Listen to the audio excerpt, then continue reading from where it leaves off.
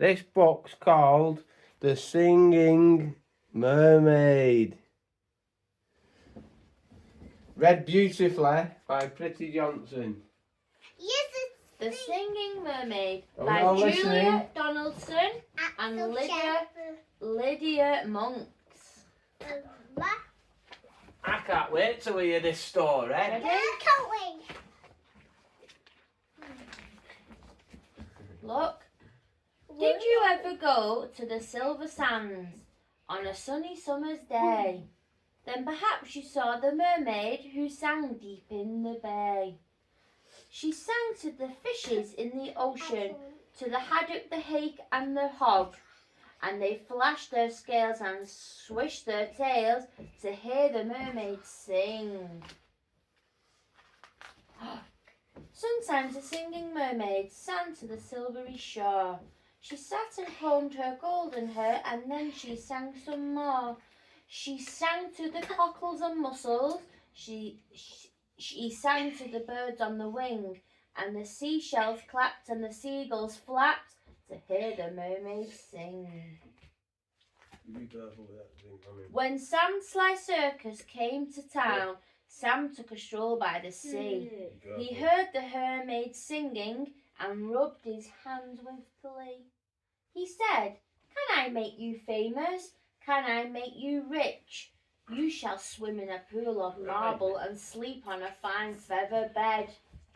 You shall sing for the lords and the ladies. You shall sing for the king and queen. And young and old will pay good gold to hear the mermaid sing." Don't go, cried the seagulls, and the seashells warned, "He lies." But the mermaid listened to old Sam Sly, and he smiled and waved their goodbyes. And he took her away to the circus, and she sang to the crowd round the ring. And more and more and more came the deafening roar when they heard the mermaid sing. Now the mermaid shared a caravan with Annie the acrobat, and Ding and Dong the circus dogs, and Bella the circus cat.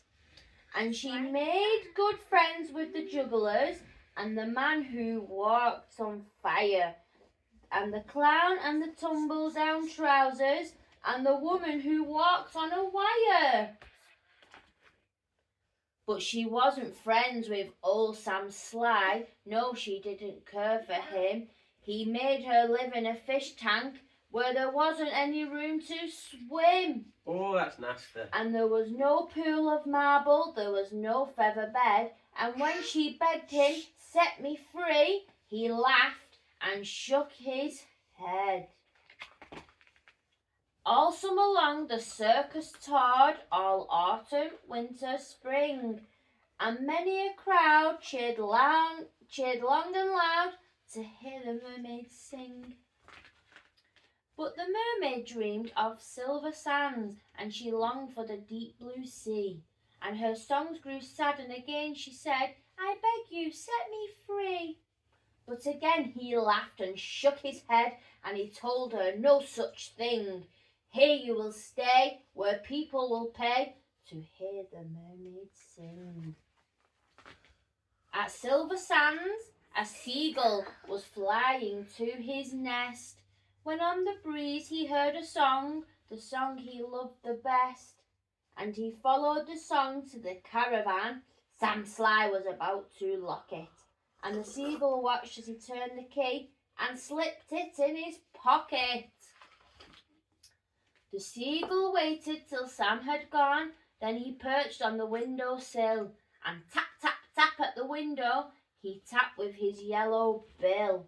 Come back to Silver Sands, it's only a mile away. I can find the key and set you free if you come back to the bay." "Escape!" barked the dogs, "escape!" meowed the cat. But the mermaid sighed, "I'd fail, for how could I walk to Silver Sands when I only have a tail?" I like this, cried Annie the acrobat, and she stood upon her hands. This is the way, the only way, to get to Silver Sands. Right hand, left hand, tail up high. There's really nothing to it. If I give you lessons every night, you'll soon learn how to do it. Next week, while Sam was snoring, the seagull stole the key. No. He carried it off to the caravan No. and set the mermaid free. And he flew ahead to guide her as she walked upon her hands, all along the moonlit road that led to the Silver Sands. The creatures on the seashore and the fish beneath the foam jumped and splashed and danced with joy to have the mermaid home. And she sang to the cockles and mussels, she sang to the birds on the wing, and the seashells clapped and the seagulls flapped to hear the mermaid sing. And if you go down to Silver Sands and swim in the Bay of Blue, perhaps you'll see the mermaid and perhaps she'll sing for you. The end. I love that story. This is called The Singing Mermaid by Julia Donaldson and Lydia Monks. That was a beautiful story. Mum, let's get another one. That was this book. Mickey loved that one. Beautiful book.